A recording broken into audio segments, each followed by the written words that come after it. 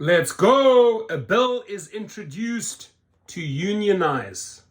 Uber and Lyft, start shitting yourselves right now. Hundreds of rideshare drivers are rallying at the State House today, calling for better benefits and better pay. This comes as lawmakers consider a new bill that would give drivers the chance to unionize. WBZ's Jordan Jacqueline has more.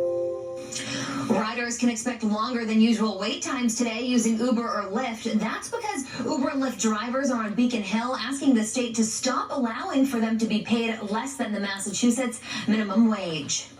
Massachusetts. This is allowed to occur because companies like Uber and Lyft do not classify their drivers as employees, which means that they're not protected by state and federal employee protection laws.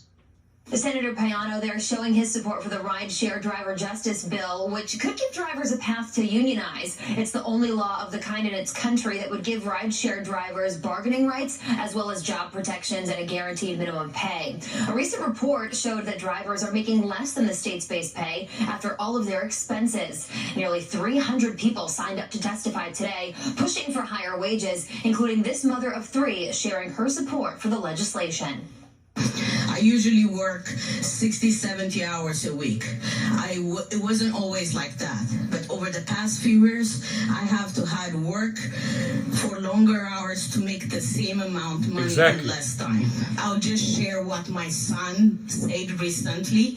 He just asked me, if all of us and our family skip a meal one day, will you be able to afford it to see a family movie with us like before? If this were to pass, it would make Massachusetts a leader in the country for worker rights within the app-based transportation industry. Thank you.